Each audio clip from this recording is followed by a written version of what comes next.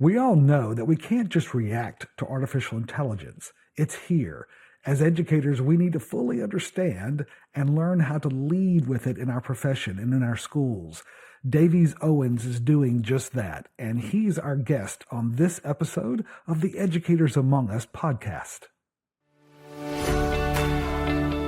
Welcome to the Educators Among Us podcast, where we share motivational messages and inspiring stories for and about educators. Your host, Scott Barron, is author of the critically acclaimed book, Love 'Em and Lead 'Em, and provides powerful insights and wisdom for those who heed the call to teach, coach, lead, and serve at all levels of education. This is Scott Barron, and I'm so honored to be your host for the Educators Among Us podcast, where we get to share insights and inspirations and just sometimes a different perspective, all intended to provide a motivational word and encouragement for you and whatever your role is as a part of an education or education system. Schools change lives, educators change lives, and we know that the authenticity of a school is actually tied to the authenticity of its educators. Right? It's the living curriculum that really moves the needle for students. And we're so thankful for you. Whatever your role is, we have people who listen to this podcast that are preschool teachers, they're administrators, they're board members, they work in the finance office, the admissions office, the development office, they're coaches, all across the full spectrum of what it takes to lead and operate and deliver an educational experience. And so we're grateful for you because there's so many people that have to be a part of this. There are small schools, of course, that are sometimes they're almost one-room schoolhouses, and then there's massive schools and school districts and even schools around the world who we get a chance to speak into their lives, just provide a little bit of that oomph that they need to get through the day or the week, and that's just the privilege of this journey and what we've committed ourselves to. This is a ministry for us. This is a way of caring about people, of loving people, and sharing some perspective that recognizes that, hey, this isn't just a job, it's a calling. And those that understand that, those that have not just a job, but they have a joy. And that one little word, that B to the Y, it's the game changer. And so we're thankful for you and you just being a part of this. And obviously, if you're here, you want to improve, you want to grow. And so that's the joy of our work. And in some of our podcasts, we share some of the weekly encouragements, of course, that we share every Monday morning. And hopefully you're a subscriber to that. If not, we invite you to go to schoolgrowth.com and subscribe there. It's free. We don't do any marketing in that. It's strictly just, again, some words and inspirations for you. A lot of schools will use that as professional development conversations as well to kind of spur on some important thinking together. And we also get to do some interviews. And Davies Owens is my guest today. And Davies he's an old friend. Not that he's old, but we've been around a while. And I actually, Davies is one of the first heads of schools that I had the chance to coach from executive coaching as he was growing and leading his school. And so it's a real joy to kind of have watched his leadership and his impact. And he has his own podcast as well and has been a part of school leadership for many years. But he's also a technologist. He's a thinker. He's a futurist in a way. And he's going to be sharing some insights about where we're going overall in this innovation economy that we're in now, and what we can do and what we're seeing in terms of patterns of schools. And so, Davies, thank you for being here. Thank you for what you do as an educator. Well, Scott, thank you so much for having me. It's a privilege to be here with you, and it's great to be a fellow older person on this journey of raising up the next generation through education. But I think we're supposed to get wiser as we get older, so that's good. Yeah, for sure. Yep. So, Davies, as we explore some things today, love for you to share first. Yeah. We've all been touched by educators. We've all had the chance to have people pour into our lives, and it's really interesting to learn about those that have had, that most significant impact. And so, question we'd like to start with is, who is an educator that has significantly impacted your life, and why? Yeah, it's I wish I could answer. If I could answer two, I would in 15 seconds. I'll give you the preview on the first one, I was an 18-year-old kind of struggling in life and faith, and I had a privilege of being at L'Abri Fellowship in Switzerland as a young guy, and Donald Drew, who was a Cambridge graduate and a boys teacher. In fact, he later in his life taught, or Os Guinness was one of his students. But my point here is so point one is an educator who came into my life as a young man and just said, you can be a thinking Christian and a thoughtful person, and that harder books. I grew up in a kind of mixed educational experience with public school in Atlanta and some high-end private schools, and I had lots of learning gaps in there. And so I just wasn't, honestly, ironically, now so involved in schools. I wasn't a big fan of schools when I was a younger guy. And Donald Drew just helped me just to see the love of reading and thinking and being an engaged and thoughtful human is something worth pursuing. He modeled that well. The second story, Scott, quickly, I failed seventh grade. I'll go ahead and get that on the table. I don't know if that you may want to end the podcast right now. Oh my God! I've known you for how long? I've never heard this before. I need to come clean. I had to repeat seventh grade because I was in Atlanta public schools, and then parents moved me over to, I won't name the name, a pretty prestigious private school. I was at least a year and a half behind, and struggled. My parents were going through a divorce. I was again not loving school, not loving life, and so my second round at seventh grade. I went to Woodward Academy there in Atlanta, and I had a seventh grade teacher named Mr. Dietz, and I remember pretty insecure little kid, and we were doing in a science class doing rocketry, and of course, what could go wrong with rocketry? That would be a lot of fun. My passion back then, long story short, was tinkering around on little engines and go-karts and things. So I had this crazy idea of what if I built a rocket-powered go-kart? And I remember my mom saying to me, that sounds like a horrible idea, but she said, if Mr. Dietz will approve that, I might be willing to entertain you doing that. So I went to school, and Mr. Dietz said, let's work through the science of this. And so I thought, oh, okay, there's science involved in this. So he made me put together a proposal and work out all the trajectories and the engine thrust and all the science behind it. And this big Saturday came where I strapped on the back of my little 5-horsepower 2-seater go-kart 2 D-size Estes model rocket engines, and it was one of the most glorious moments, Scott, where I was at the end of my street and I had on my jumpsuit and my goggles, and neighborhood kids all came out. We cleared the street with the walkie-talkies, and I started at the top of the hill, and I came flying down and flipped that switch, and smoke and fire shot out. And I walked in that Monday morning. Of course, by the way, all the kids in the neighborhood thought I was the coolest guy ever. Oh, absolutely. How could you not be?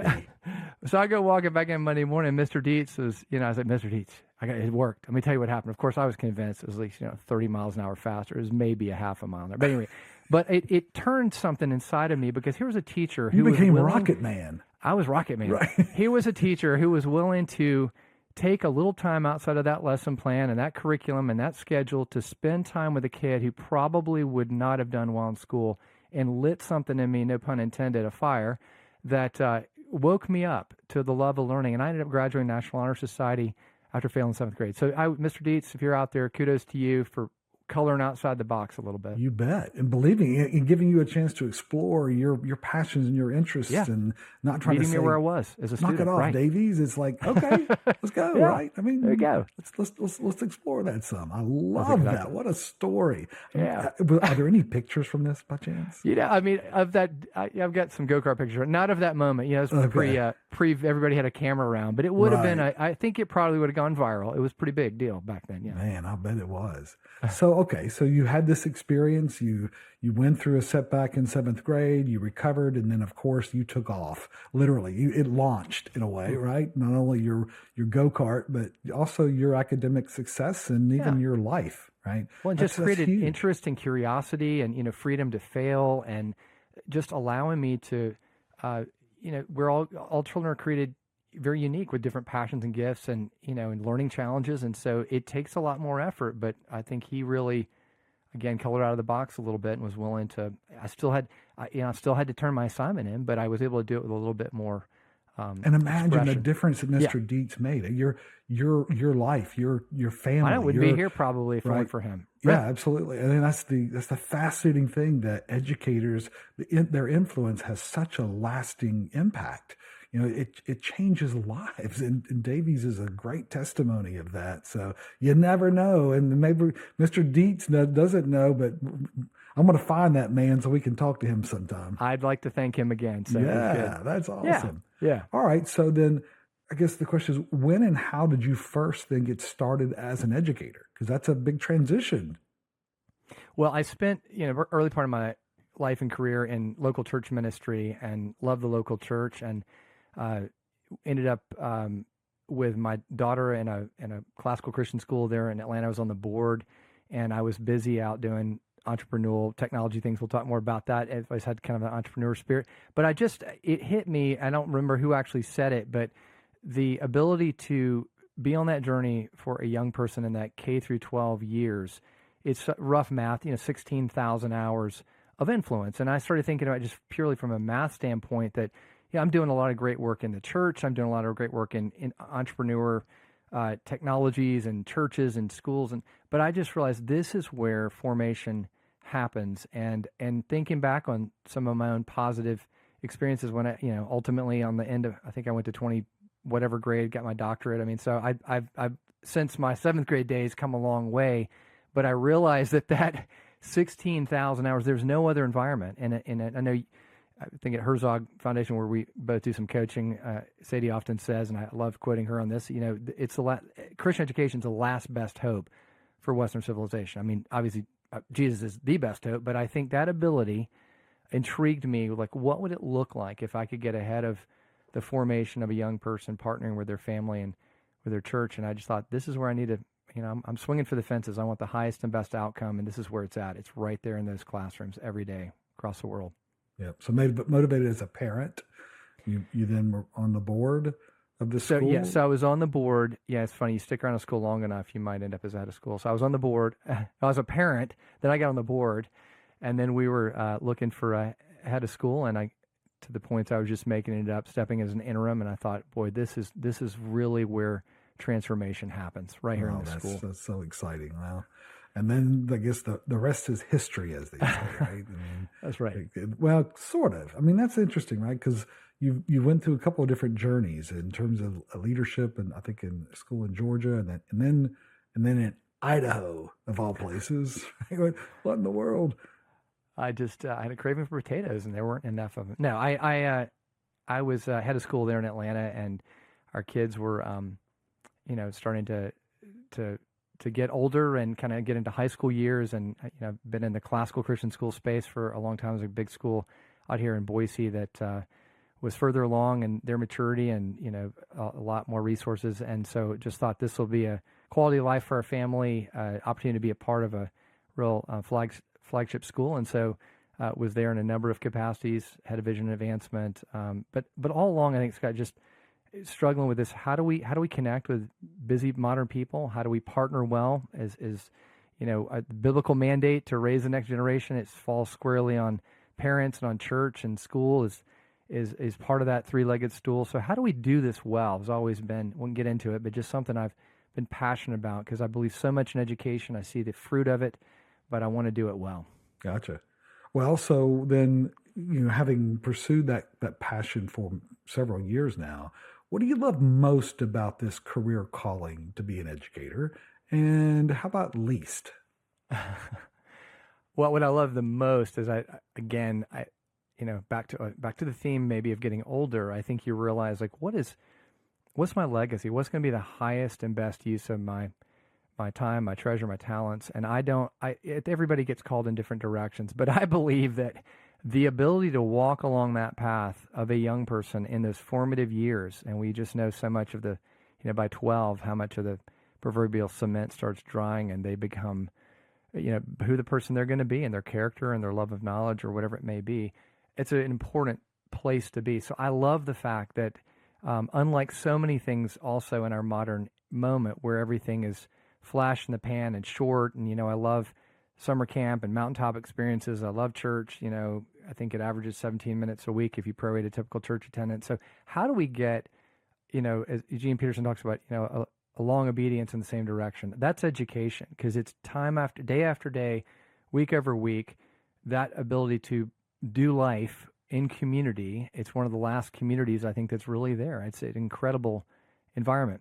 So that's probably the thing I would say. And what's your biggest challenge? What do you think is the biggest, the hardest part of being an educator?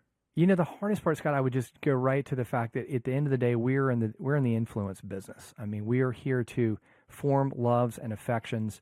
Jonathan Edwards talks about affections. How do you create how do you help someone learn to love what is truly good and not love the things that are not good? And so some of that happens in those kind of 7 to 3 p.m. windows of a typical school. The challenge is that until we all run boarding schools and we can control the entire 24 hours, we have to partner with our families. We have to turn our children back over to the modern world. We have these little square devices, these Cyclops and one-eyed screen monsters that, average kid today is getting 7 to 8 hours of techno influence. So we've done a pretty good job, hopefully, in our school day of guiding and directing. And now I think the biggest challenge we all face is we've got kind of both counterfeit and competing voices that reshape those affections and those loves in directions that are probably not where we always want to go. And we have a lot of parents that are struggling with how to find that balance. So I think that's kind of the elephant in the room. Yeah, and it's to your point, an elephant in the room. I think there's a tension around what we hold educators accountable to and for, and the variables that they actually can control. Right? There's this tension that goes on across all spectrums of education, where we, in some ways, we as educators, we deal with some parents that are like, "Hey, fix my kid." Right? I mean, there's sometimes I don't want to acknowledge some of the things that I'm dealing with at home. So now it becomes almost a way to escape responsibility for some of the decisions that we've made. And, a lot of the students are coming from a difficult home situation, a lot of trauma, other things. And they come in with different sort of aptitude. They come in with different home life and socioeconomic backgrounds and parents' education, different priorities, different home life, peer group, social patterns, social media influences, sleep patterns, nutrition, of which the school controls zero. Yeah. Right. Zero. Right. We get to control the variables of the quality of the educators and the curriculum and the culture, but that's pretty much it. And it's tough to be held accountable for so many outcomes that we don't really have a direct control over. It's an absolutely correct point, and I think that's increasingly I call it a jurisdiction question / problem, because you're right. Historically, those lines were pretty clear. This is home world. This is church world. School world is largely reading, writing, arithmetic, and Christian school will put some, faith elements into it. I think we're at a point right now where we need to kind of soberly reassess where we're at. And, I often tell the story of a visit I had a number of years ago to a good friend of mine, Russ Gregg. He runs a wonderful school in the inner city of Minneapolis called Hope Academy. And it's a very broken place in the inner city. I think the whole George Floyd thing went down a couple blocks from their school, and you can just imagine. But here's what's amazing. I remember touring the school, the 96% graduation rate, amazing things are happening. But I remember turning the corner on the tour, and there is a commercial kitchen and giant dining hall in his building. And I turned to Russ, I said, "Russ, hold on a minute. You're an educator. What's with the dining hall and the kitchen?" He said, "Well, here's the challenge. I've got to educate, but I can't educate if these kids are showing up and they've literally had no food to eat. So now all of a sudden my jurisdiction extended into the realm of being a restaurateur. And I didn't want that. I didn't sign up for it, but it's just part of what I've got to do, kind of in a missional mindset of I got to meet people where they're at." And I have challenged school leaders. I get it. We're treading water, holding, turning purple, trying to keep up and do it. But the challenge is if our outcomes, to your point, I mean, we have these goals of the graduates, they're there on the wall. Aren't they amazing? How do you do the goals of the graduate if the partner, be it the home and the church, are not, working with you? And it may not be because they don't want to, they may not have the knowledge, the resources.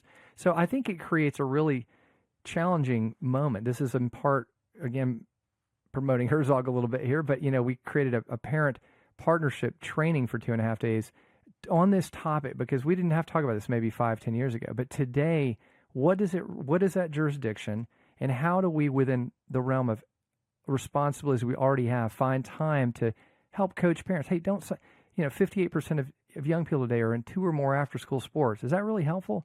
How many families even have family meals together? The priorities, we've got FOMO. Everybody's worried about being left out. Everybody's on technology. Somebody somewhere, I think, has got to offer some counter ideas or perspectives or encouragement. And that's a lot of what's driving me professionally right now is how do I help schools, help all of us become better at this partnership of raising the next generation. Well, one of the things that I like about Davies is not only is he an educator, he's also an entrepreneur. And he's a brilliant passionate entrepreneur who's figured out some interesting things. And of course, we like to say that we're now in a new era of education because almost every aspect of schools is being reconsidered and re-engineered. And it's not because of sort of a crisis like COVID or other things. This is sort of a combination of factors that are coming together from a technology standpoint, from just the demands of society and culture, and even parents and legislation. So there's so many things, school choice or other aspects that are coming in, and so schools are having to rethink sort of what is leadership in education, and how do we build a healthy environment. And we know one of the keys to growing a healthy school is trust. And a key habit of trust is learning how to have a discipline around communication, right? And communication isn't just firing things off. Communication is learning how to also listen, right? It's learning how to listen. It's learning to take feedback. And so we have different mechanisms for doing that. And we're always trying to hear and understand what's happening in the target market of families that we're trying to serve, and then trying to create more value. And because we're all dealing with more competitors and new information and new strategies and new technologies and new curriculum and new legislation. And I mean, it's just coming nonstop. And nobody has a map for this. No one has a GPS to kind of say, well, just do this, take a left here, go right. This is all compass stuff, and some people, are uncomfortable with that. But the reality is these are roads that are overgrown. There is no road. And there's not even a path. We're having to figure out our own path through this.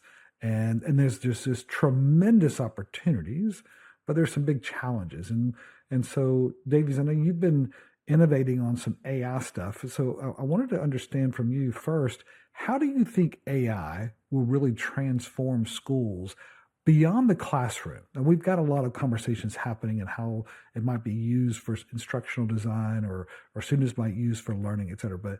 But schools are way more, complicated. There's more pieces to it than just the curricular side of things, right? There's operations, there's administration, there's governance. So what are you seeing in terms of what could happen to schools with using some of these newer technologies beyond the classroom?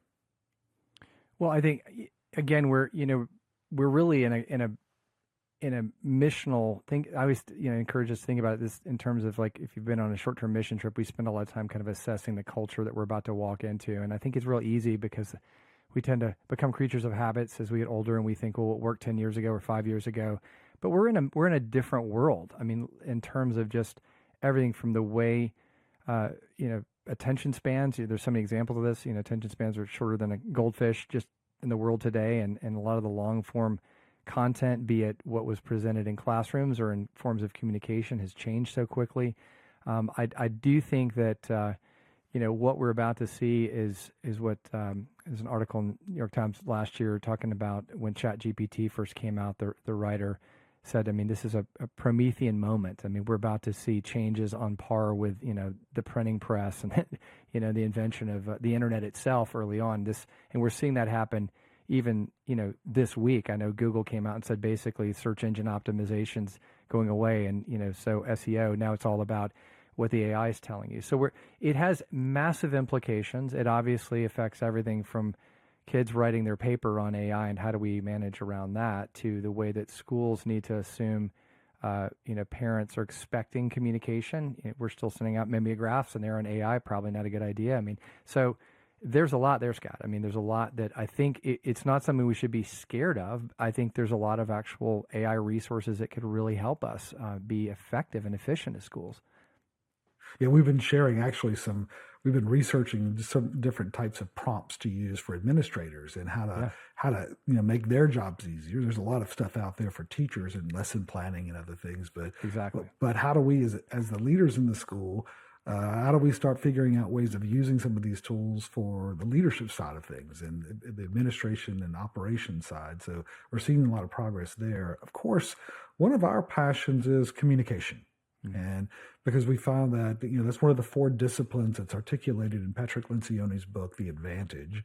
And so we know that's a critical part of a healthy school And it's important as we navigate conflict, as we set expectations, just try to, get involvement and participation in things as well. So, I mean, communications is a very important discipline within a school. We've got a lot of tools. We have no shortage of communication tools. We got email and social, and you got plenty of things to hit send, right? But that's not necessarily the most effective way, because there's a lot of work that goes into this. And a lot of people are like, yeah, I want to do a blog, but I don't have time to do that. I don't have time to do a newsletter. I don't have time to, right? So communication sometimes gets delayed or delegated or even just ignored. And so I know you've been working on an interesting thing. I've been watching the progress of this in Zipcast. Right? Yeah. And so kind of where are you in that process? Because I know you've been waiting to kind of share this. You've been kind of doing some piloting and some beta testing on this. But I think, are we ready for prime time? I think we're ready for prime time, Scott. If I had a big whiteboard, I would, to some of the things we've already talked about, I think on one side I put the word like content, or what are the things that we want our parents or whoever the constituents within the school, maybe even within our teachers and staff, to know.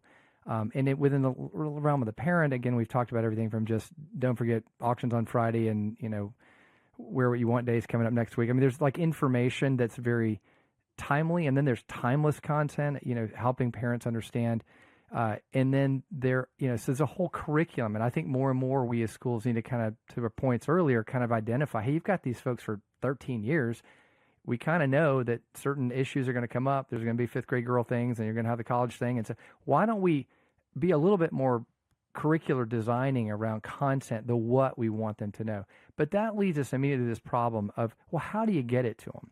And whatever that content is, whether it's the auction announcement or something more timeless, we are really at a moment right now where I think schools are caught in a kind of a moment of dealing with antiquated systems, because what's happened is that the modern parent, modern person is very impatient. I mean, how many of us, can you even imagine watching the television 3-channel news, we all grew up with, and you're sitting there waiting on the newscaster ABC, to decide, CBS, NBC. Yeah, well, right? and then to think about it, that you had to wait there between the commercials for them to then decide the story that you were going to listen to. I mean, we couldn't deal with that for a second.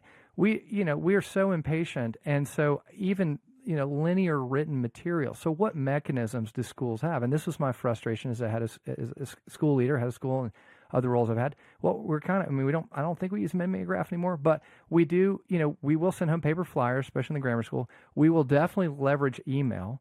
And my first observation there is, who opens their email? We're all it's just white noise right now. And well, it's not only who opens their email, it's who opens your email. Well, right? that too. And then I'm always quick to, just because you open it does not mean right. Well, we have a high level click rate. Well, and this is back to like e-newsletters, your MailChimps. The bottom line is, I mean, it's just, even long form podcasts. And I've been doing podcasting for 8 years, but I read recently, I mean, the average person, you get to about 3 long form podcasts, I mean, your cup runneth over. How unless you're in Atlanta traffic forever, how much time do you have? So we are at a saturation point. We got 10 gallons in a 1-gallon bucket of mental absorption space. So I can't read all the emails. And most, side point, but very important, schools do not coordinate communication, as you well know. And I've talked to many parents, like, does anybody actually know how many things we get between what's happening in the front office and the coach and the 3 teachers and the thing? And generally speaking, there's no air traffic controlling. So I remember talking to a dad with 5 kids. He said, I get about 15 things from the school on all these platforms, and honestly, I don't listen to any of them. I mean, he just was kind of defiant about, like, I'm just done. I can't keep up, and I don't want to keep up with all that. So as a school educator, it really, to answer your question about Zipcast, I just got to the point I thought, okay, we've got to think out of the box here. And I knew that podcasting was, at least 8 years ago when we first started, beginning to think about this idea of, could we deliver content to that person, that parent, on the go, versus expecting them to stop, open the e-newsletter, open the thing. So the more I thought about it, long story short, we put together a very short form, because again, attention spans are less and less. About 3 years ago, we piloted this at our school in Idaho. So the idea was, on a Monday morning, mom and dad are getting in the minivan to come to school. At the moment, now they're really going, wait, do we have school on Friday? Because they didn't read the newsletter. And they're getting a little text on their phone at 7 a.m. while they're getting in the car. and they click on it, very easy, and it up pops this little mini podcast in 10 minutes from your school. But it's made up of 7 or so little micro segments of about 90 seconds or so each. So the first segment's, hey, here's the top news items that maybe you didn't think to read about it. And really importantly, in that first couple segments, it's actually, and this is, get into this because it's really the heart of what I want to do here, it's the voice of the head of school or the voice of the school leader speaking in his or her voice into the ear of that parent and or students. This is the most precious commodity schools have, and they rarely get these moments where can you speak to your people. I remember early on, Scott, being told as a head of school, if you do nothing else, get out there and open the carpool door lines because parents will see you, and there's a sense of we're raising these children together. We're connecting together. And if all you do is dump into the white noise communication systems, it's going to be hard. If you get a Zipcast the first couple of minutes, oh, wait, there's Scott Barron, my head of school. Hey, Scott, and Scott's, just fireside chat. Hey, everybody, hope you had a good weekend. Here's what's happening. By the way, don't forget the auctions this Friday. So you do a couple segments that are from that local school. Maybe it's a joke of the day, and it's actually one of the grammar schoolers in the 3rd grade. Guess what? Guess what your kids are going to do in the back seat? Hey, turn that Zipcast on. I want to hear it. And maybe the next segment's a meet a teacher or an alumni or whatever you want. But here's the secret sauce, and I want to think I'm a genius. I'm definitely not. The AP News Syndicate for 100 years figured out that local newspapers back in the day would be far more interesting if it wasn't just the local news. But what if we could blend in things that are happening around the world from the AP News Syndicate? I thought nobody's doing this in this sort of podcast audio space. So now we create a kind of a mix of best practices of school life, best practices of parenting, a little devotion piece. We put that together, provide it to the school leadership. They can kind of custom blend that little Zipcast, and then it goes out real easy to the parent. Guess what? Now all of a sudden you got like an 85% open rate because you're not asking me to do so. I can sit in the traffic. I can do life while I'm connecting to these resources. And those little mini segments, some people said this is kind of like a multivitamin. You're packing it all into one. Each segment has connections to deeper content, to embodied environments. So it's inviting them in to more. And it works, Scott. I'm so excited. I think this is a platform that will work. We're launching it with this big school association in the fall because we want heads of schools who have an average tenure of 2.4 years. What if they could get some encouragement driving in from association leaders? And also, here's a legal moment. Here's an update on hiring best practices. Same thing for teachers. That's coming. So if people want to learn more about what you're doing here, it's zipcast.media. Is that right? Yeah, zipcast.media. So zipcast.media. We're going to be sharing Zipcast for a lot of our School Growth Network members as well, and kind of quarterbacking some of those communication strategies because we're incorporating it into some of the methodologies that we have for maximizing the trust and engagement that can happen through effective communications. Yeah. And so we're really excited about this. And this is why I wanted Davies to be able to share a little bit about his story as well as his understanding of, hey, I get it. This is what we see, the patterns of what's happening. AI is going to be transformative, not just in the classroom. There's going to be some really interesting things that enable us to elevate our game, to build deeper relationships and use some of these tools to completely change the way we use some of the technology and make life better. That's the key thing I'm excited about this is we're trying to make the journey especially for educators and education leaders, maybe a little bit easier. And I think this is going to be a really important tool to check out. So as you have time, look at zipcast.media and see what Davies has going on. It's definitely worth checking out. Davies, one last thing that I would love to learn from you is, as schools are investing, right, as they're looking at ways to spur innovation in schools, where do you think they should be spending most of their time? What's sort of because they're going to have to choose, what do you think there's going to be some of the early opportunities to leverage some of this to grow schools? Well, I think, innovation, we are in a world, again, we blink an eye and whatever the particular skill, be it technological or otherwise, is going to change so quickly. So I think investing, in some ways it's kind of going back to the basics. It's what does it look like to raise up a generation who really knows how to think well, problem solve well? It's interesting. I was talking to somebody in the AI world who just said, the biggest need right now coming out of most schools is not somebody that has more coding experience, because that stuff's going to be, changed out quickly. But if who's going to lead AI? It's going to be folks who've been trained and rhetoric and writing well and speaking well, because that's really what a prompt is in an AI. And so I think if we really teach our students to problem solve and to think, which seems so basic, it's actually the very thing that's going to innovate to prepare them for the modern world versus chasing the latest, let's get the 3D Chromebooks in here. Let's find ways of actually going back to what really raises up, to some of my own story, that curiosity, that love of learning, that pursuit of discovery. That's what's going to change for innovation. Yeah, well, again, one of the things I love about Davies' story is sometimes we look at that kid in middle school and say, that kid didn't have a chance. He's out of here. I mean, what's this kid going to do, right? Flunking out. Come on. This guy's amazing, and I'm so thankful that he fought through. And Davies, you're just a shining example of like that kid learning to be a man. You grew up, you learned to be a man, but it was an educator. And I'm sure others have spoken to your life who made the difference. And now you're an innovator who's transforming schools. And how cool is that? I mean, that's a lovely, beautiful story. Well, and so thanks, thankful Scott. for you for sure. Innovating rocket-powered go-karts to innovating communication systems for schools. I mean, it's just it all all because goes a teacher together, poured right? into me. Sure. So thanks to all you teachers and educators. It's a labor of love. You are making a difference. right. And I so appreciate all of you out there taking the extra time it needs to just walk next to kids like me in 7th grade. It's Please a don't blessing. give up on them. Don't give Please up on don't me. give up on them. Yes, Yep. yes, indeed. Because I'm like you. I was one of those, especially those boys. Those We boys would have been can a be mess stinkers together in 7th sometimes, grade, but Scott. I'm they're glad gonna, we... they're going to come through. They're going to come right, through. yeah. So anyway, but Davies, thank you for being here. Thank you for just your commitment to being an educator and loving educators and providing a pathway forward. We're excited to be working with you in the Zipcast and again, those that are listening to this, you've got a calling and you have unique things that you contribute, and please don't underestimate your influence because it changes lives. Sometimes people that others you're actually a part of their story and you don't even know it because that's the transformative nature of being an educator, right? So don't give up, continue to press on. And I guess the challenging question for today's conversation is, hey, did I do my best to not give up on them today, right? Did I do my best not to give up on them today? Hey, love them and lead them, my friend. This is Scott.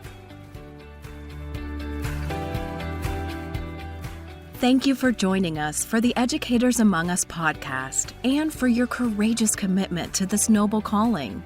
We get you and the challenges of this work.